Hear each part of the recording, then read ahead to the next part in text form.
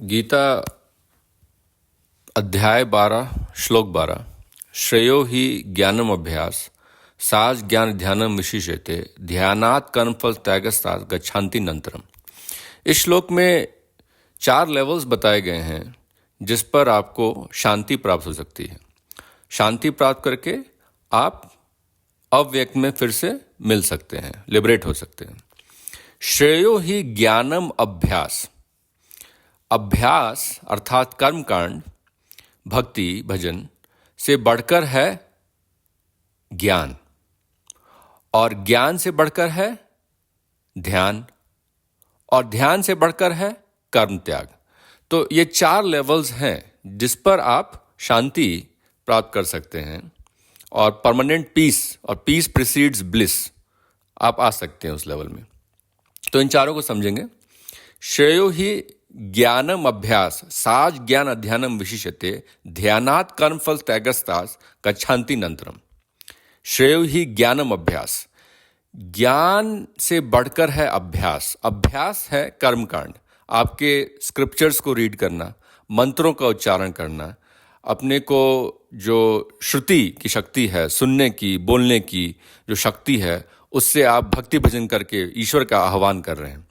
तो इससे आपको जनरली जो कष्ट है, कष्ट निवारण होता है। जैसे हनुमान चालीसा है, कष्ट निवारण होता है तो टेंडेंसी होगी कि आप फिर अपने को कंसंट्रेट कर सकते हैं, अपने माइंड, बॉडी, स्पीच को गॉड मोड में।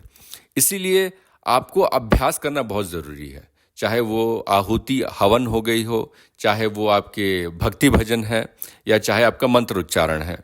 ये सारी चीज़ें लोवेस्ट लेवल पे हैं, अभ्यास के लेवल पे हैं, और इसीलिए फॉलोअर्स के लिए हाईली रिकमेंडेड है, क्योंकि वे अभी भी बहुत ही नित्यबद्ध स्थिति में हैं। बहुत ज़्यादा उनके बॉन्डेजेस हैं, बहुत ज़्यादा उनके ऑब्लिगेशंस हैं, गृहस्थ हैं। तो इसीलिए वो स्टार्टिंग पोजीशन बताया गया है जो है अभ्यास का।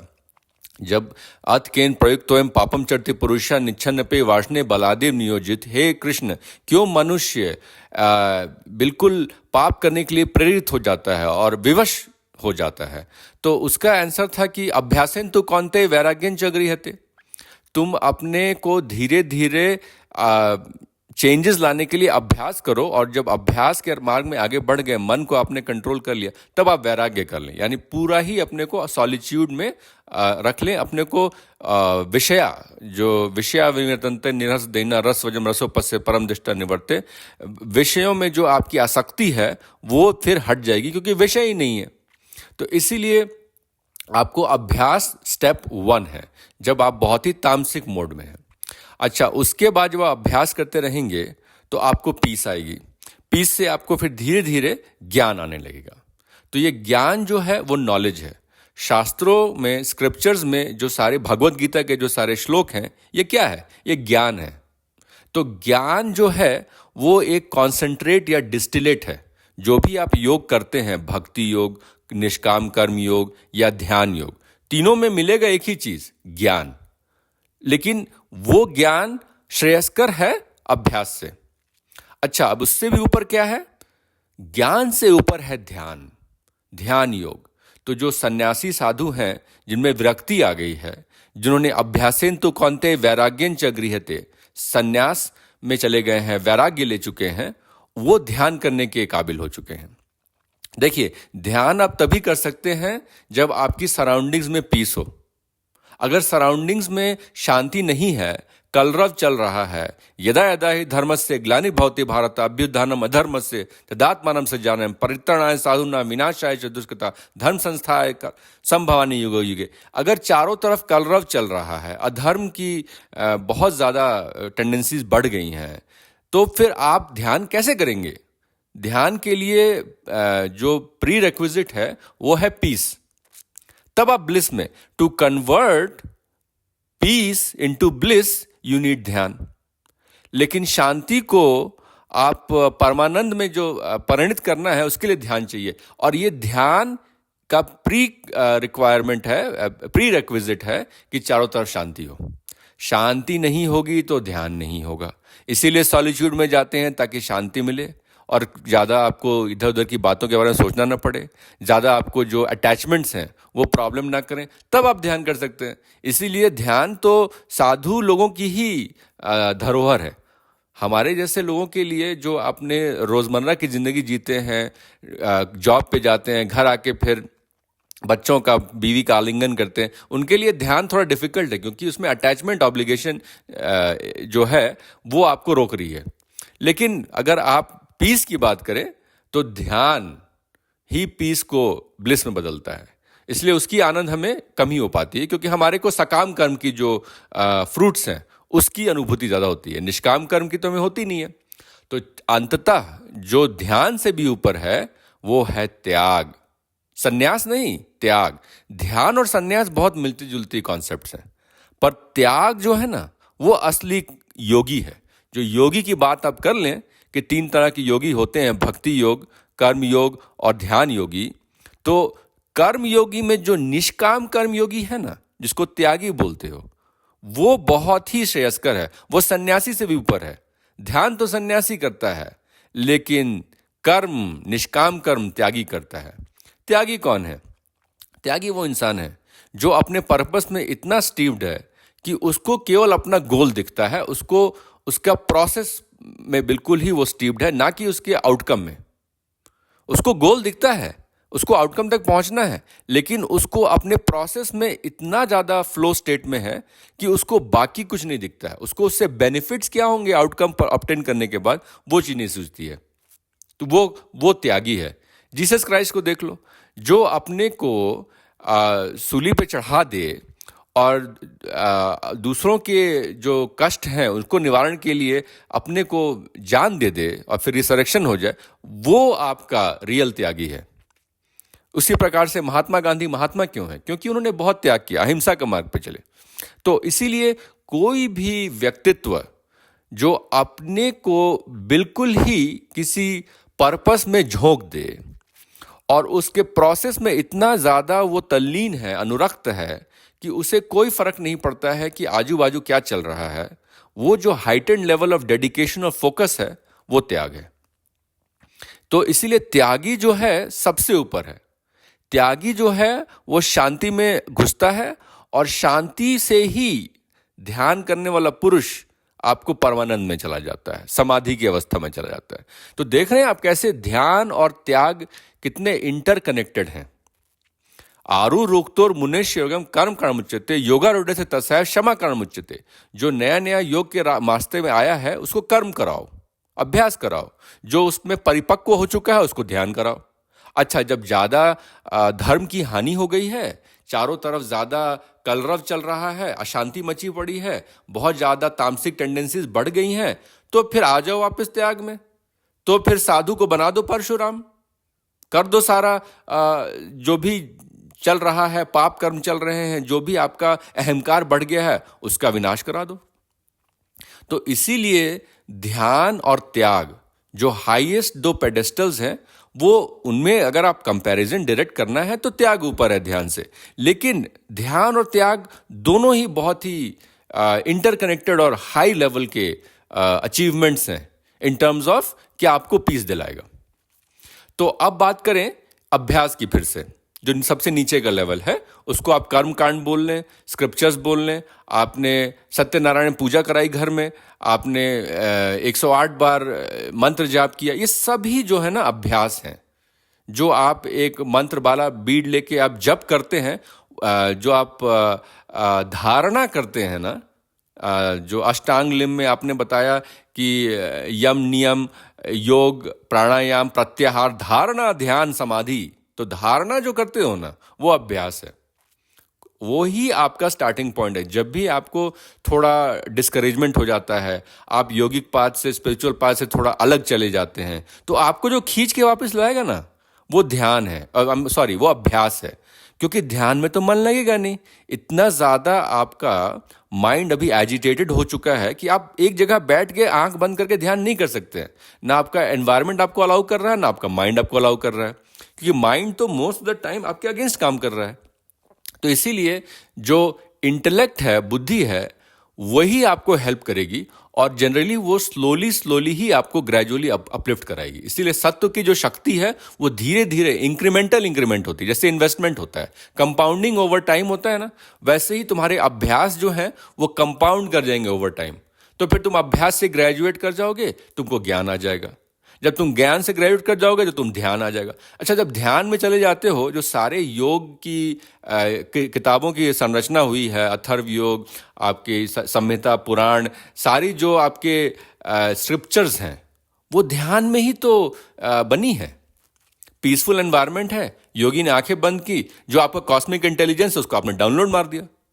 तो ब्रह्म मुहूर्त में जो मुझे ज्ञान आता है मैं आपको उसमें वीडियोस बना देता हूं। तो ये जो ध्यान की टेंडेंसी है ना, यही आपको स्क्रिप्चर्स जनरेट करती है। और ये इतने अच्छे लोग होते हैं कि अपना नाम नहीं लिखते हैं, क्योंकि आइडेंटिटी लगाओगे तो फिर इम्प्योर हो जाता है ना। किसी भी चीज में आपने ओनरशिप नहीं दिखानी है, प्रोप्राइटरशिप दिखाओगे तो फिर तो अहंकारी इंसान है, वो क्या योग की संरचना करेगा। इसीलिए वेदों की संरचना वेद व्यास ने लिखा उनको, लेकिन जो ज्ञान आया ना, वो आपको कॉस्मिक इंटेलिजेंस से आया, और वो इंट्यूशन बोल लो, उसको उन्होंने लिख डाला श्रुति और स्मृति के अनुसार। लेकिन उसमें कोई ईगो नहीं है, कोई आइडेंटिटी नहीं है। इसीलिए बहुत जरूरी है कि जब भी कोई अच्छी संरचना हो, वो बिल्कुल ही उसमें नाम ना आए। बिटकॉइन की संरचना की सतोशी नाकामोटो ने आज तक पता ही नहीं है कौन है सतोशी नाकामोटो। तो कोई जो अच्छा काम करते हैं ना, वो जनरली एनोनिमस रख के चले जाते हैं। ये ब्यूटी है। तो इसीलिए जब आप ध्यान करते हैं तब शास्त्रों की संरचना होती है, तब आपको अच्छे अच्छे थॉट्स आएंगे और वही थॉट्स आपका ज्ञान बन जाएंगे। पर हमेशा ज्ञान से काम नहीं चलेगा। जब भी इंबैलेंस बढ़ जाएगा कलयुग में, आपको त्याग पे आना पड़ेगा। क्योंकि जो अभ्यास है ना, और जो इंसान अभ्यास में ही बिल्कुल लगा पड़ा है और वो ऊपर से ग्रेजुएट नहीं करना चाहता है, वो भी एक तामसिक टेंडेंसी है। क्योंकि भक्ति योग तमस है, निष्काम कर्म रजस है, और सत्व ध्यान है। कभी सत्व रजस पे भारी पड़ता है, कभी रजस सत्व पे भारी पड़ता है। लेकिन डिपेंडिंग ऑन द सिचुएशन आपको डिसाइड करना है कि आपको सत्व में रहना है कि रजस में रहना है। जब डिस्करेज हो गए हैं तो तमस में है, तो फिर से स्टार्ट करें भक्ति योग, फिर से स्टार्ट करें गाना बजाना। फिर से आपको जब लय में आ जाएंगे तो आप निष्काम कर्म करें, फिर जब लय में आ जाएंगे तो आप ध्यान करें। ये हो गई पीसफुल टाइम्स की बात। जब आपको ट्रांजिशन मारना है तमस से रजस में, रजस से सत्व में, ध्यान करके आपको धारणा ध्याना समाधि निकल लिए। परंतु जब चारों तरफ कलरव चल रहा है, तब आपको रजस में ही रहना है। अर्जुन को रजस में ही रहने के लिए ईश्वर बोल रहे हैं, बेटा तुम ध्यान करने मत जाओ, सन्यासी मत बनो, अभी त्याग की जरूरत है। जब जीवन में, संसार में त्याग की जरूरत है गृहस्थ इंसान को, तो वो त्याग ही करे, ध्यान न करे। अपने ऑब्लिगेशन से भाग के तुम जाके अरण्याक में, फॉरेस्ट में जाके तुम करना चाहोगे मेडिटेशन, तो वो गलत है। अच्छा, एक और कॉन्सेप्ट समझो कि जो अभ्यास है वो तो नॉलेज क्रिएट करवा रहा है, और नॉलेज जब आपको क्रिएट हो जाएगा तो आप ध्यानी बन सकते हो, और ध्यानी फिर वापस नॉलेज क्रिएट करेगा। लेकिन जो आप विजडम बोलते हैं ना, वो बहुत ही इंपॉर्टेंट चीज है।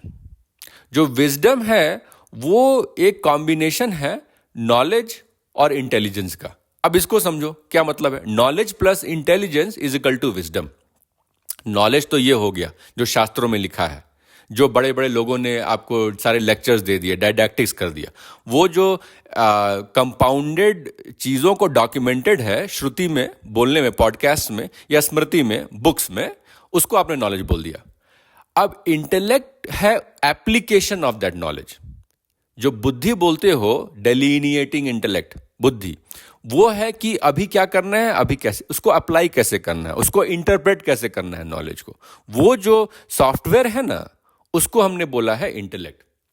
तो इसीलिए जब आपका सॉफ्टवेयर ठीक से काम कर रहा है और आपके पास हार्डवेयर सारा रखा हुआ है नॉलेज का, तब आपका कंप्यूटर बन गया। ये कंप्यूटर है विजडम। इसमें एक सॉफ्टवेयर भी है और एक हार्डवेयर भी है, और ये दोनों ही जब एक दूसरे के साथ ठीक साथ काम कर पा रहे हैं तो वो है विजडम। तो आपके श्री कृष्ण जो है वो तीनों हैं, वो नॉलेज भी हैं, वो इंटेलेक्ट भी हैं, और वो विजडम भी हैं। अर्जुन जो है वो अभ्यास है। एट बेस्ट अर्जुन इज अभ्यास, because he is fallen at the level of रजस टू तमस। तो इसीलिए अर्जुन एक तरह से मन है, समझ जाओ। और श्री कृष्ण जो है वो आत्मा है। तो Bhagavad Gita song of God, आत्मा मन को बता रही है कि क्या गलत है क्या सही है, तुमको कैसे इस समय पे कैसे एक्ट करना है। तो इसीलिए जो एप्लीकेशन है ना वो बहुत इंपॉर्टेंट है। लेकिन बुद्धि तो विनाश हो जाती है। मन एक ऐसी चीज है जो बुद्धि का विनाश कर सकती है। और जब मन को कंट्रोल कर दिया आत्म संयम से, आत्म शक्ति से, आत्मा की शक्ति से, तो फिर मन आपको हेल्प करेगा बुद्धि के साथ, और अहंकार बिल्कुल ही नाश हो जाएगा और आप सही मार्ग पे चलेंगे। इसीलिए जो 5 चीजों की मैंने आपको हायरार्की बताई है ना, बॉडी के ऊपर सेंसेस, के ऊपर मन, के ऊपर इंटेलेक्ट, के ऊपर अहंकार ईगो, के ऊपर आत्मन। तो इनमें जो शक्तियां उनको समझो। बॉडी में महाभूत की शक्ति, कर्म करने के लिए जो आपको यज्ञ दान तप जो फिजिकल रूप में करना है मैनिफेस्ट में, वो कर्म करने के लिए आपको बॉडी चाहिए। तो निष्काम कर्म में करोगे तो त्यागी बन जाओगे, त्यागी बन जाओगे तो अन्नात् भवन्ति भूतानि पर्जन्याद् अन्नसंभव यज्ञात् भवति पर्जन्यो यज्ञ कर्म संभव। आपका कर्म से ही आपकी रेनफॉल होती है, रेनफॉल से क्रॉप्स बनते हैं, अन्न बनता है, अन्न से ही आनंदमयी शरीर बनेगा। तो इसीलिए आपका बॉडी बहुत इंपॉर्टेंट है। अब सेंसेस क्या है जी? वेल, सेंसेस को आप चाहो तो प्लेजर में भी लगा दो, चाहो तो पर्पस में लगा दो। जब पर्पस में लगा दिया तो त्यागी बन गए, जब प्लेजर में लगा दिया तो भोगी बन गए, जब भोगी बन गए तो पापी बन गए, जब पापी बन गए तो अथ किन प्रयुक्तो एवं पापम चरति पुरुष निच्छन पे वार्ष्णे बलादेव नियोजित कामेश क्रोधेश रजोगुण समुद्भव। काम और क्रोध के कारण ही तुम्हारा रज आ रहा है, और काम और क्रोध से ही तुम त्यागी बन रहे हो। अगर तुमने इसको सही तरीके से रजस को यूज कर लिया तो वही काम और क्रोध को तुम परिणित कर दोगे अपने पर्पस में, और उसको ही बोल दो मोटिवेशन बन जाता है। तो आत्मन में निहित है मोटिवेशन, लेकिन सेंसेस में निहित है रिसेप्शन, परसेप्शन। और निसेप्शन परसेप्शन को आप पर्पस में लगा दोगे तो त्यागी बन जाओगे, और अगर प्लेजर में लगा दोगे तो भोगी बन जाओगे। अच्छा, इनको जो कंट्रोल करता है वो है मन। पर कभी कभी सेंसेस इतना तेजी से भागते हैं, जैसे वो 5 घोड़े और एक सारथी है, सारथी के कंट्रोल में नहीं रहता है घोड़ा। तो घोड़ा तो 5 आपके हो गए सेंसेस, इंद्रियां, और वो अपने विषयों की तरफ भाग रहे हैं। उनका तो एक ही पर्पस है लाइफ लॉन्ग कि भाई कैसे भी रिसेप्टर को लाइगेंड से जोड़ दो, सेंसेस को हमारे ऑब्जेक्ट ऑफ सेंसुअल ग्रेटिफिकेशन से जोड़ दो, इंद्रियों को विषयों से जोड़ दो। तो कभी कभी सारथी ड्राइवर को आउट ऑफ कंट्रोल कर देती है उसकी बस, उसकी हॉर्सेस। तो इसीलिए फिर जो रथ है ना वो कहाँ जाएगा, वो कोई उसका हिसाब नहीं है। तो इसीलिए बुद्धि वो है जो सारथी को कंट्रोल कर ले। लगाम मान लो, जैसे उसमें तो थोड़ा अलग है, लेकिन लगाम जो है वो आपका मन है। वो कभी कभी टॉर्चर करेगा तो आपको हॉर्सेस को बीट करेगा, तो फिर हॉर्सेस ठीक से चलेंगे, सेंसेस ठीक से चलेंगे। नहीं तो आपका सारथी जो है ना वो लगाम नहीं चला पाएगा। तो वही बुद्धि है जो मन को कंट्रोल नहीं कर पाती है। और उसके बाद तो ऑफ कोर्स उसमें बैठे पड़े हैं आत्मन। आत्मन मतलब कि तुम्हारा ईश्वर, जो उसका चैरियट है उसमें जो बैठा हुआ है वो इंसान आत्मन है, प्रभु है, परमात्मा है। तो वो देख रहा है बस कि भाई कभी सारथी लेफ्ट ले जाता है, राइट ले जाता है, घोड़े कभी बेकाबू हो जाते हैं। वो सारा दृष्टा जो है वो आत्मन है। तो इसीलिए आत्मन, क्योंकि उसमें अटैचमेंट है ईगो के माध्यम से, उसके पेन को फील कर सकता है। पेन आत्मन को तो नहीं हो रहा, लेकिन आत्मन के बहुत ही क्लोज हो रहा है। वैसी बात है जैसे अगर शरीर में आपके परमात्मा रहते हैं तो रहते भी हैं और नहीं भी रहते हैं। रहते हैं क्योंकि वो सारा रिकॉर्ड लॉगबुक लगा के बैठे हुए हैं, नहीं रहते हैं क्योंकि आपका कर्म जो है उसका आपका भोगना आपको ही है। लेकिन प्रभु तो कर्मातीत हैं, गुणातीत हैं, उनमें तो कोई कर्म का वो चलता नहीं है। तो इसीलिए चीजें डुअल मीनिंग से होती हैं कि है भी और नहीं भी। तो इसीलिए आत्मा परमात्मा दोनों शरीर के अंदर है भी, और पूछो तो परमात्मा शरीर के अंदर नहीं भी है। इसीलिए मया ततमिदं सर्वं जगत अव्यक्त मूर्ति न मस्थानी सर्वभूतानि न चाहम तेषु अवस्थिता। मैं तुम्हारे अंदर, तुम मेरे अंदर हो पर मैं तुम्हारे अंदर नहीं।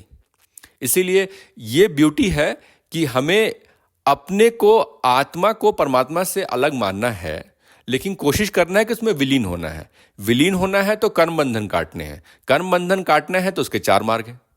4 मार्ग है अभ्यास का, मार्ग है ज्ञान का, ध्यान का और कर्म त्याग का। तो इसीलिए श्रेयो ही ज्ञानम अभ्यास साज ग्रंथम विषयते ध्यानात् कर्म फलता गच्छन्ति नंतरम। अभ्यास करो, कर्म कांड करो। जब कर्म कांड से ऊपर उठ जाओगे तो फिर तुम अपने ज्ञान स्क्रिप्चर्स को रीड करो, श्रुति स्मृति करो, अपने मंत्र उच्चारण करो। जब उससे ऊपर उठ जाओगे तो ध्यान करो। पर अगर संसार में कलयुग चल रहा है, बहुत ज्यादा अराजकता मची पड़ी है, तब तुम ध्यान में अनुरक्त नहीं रह सकते। तब तुम्हें कर्म त्याग करना है। तुम्हें कर्म करना है निष्काम रूप में, अपने शरीर से तुम्हें निष्काम करके धर्म को रीएस्टैब्लिश करना है। तब तुम शांति गच्छति, तब तुम पीस में जा सकते हो और पीस से परमानंद या ब्लिस की प्राप्ति हो सकती है। जय श्री राम।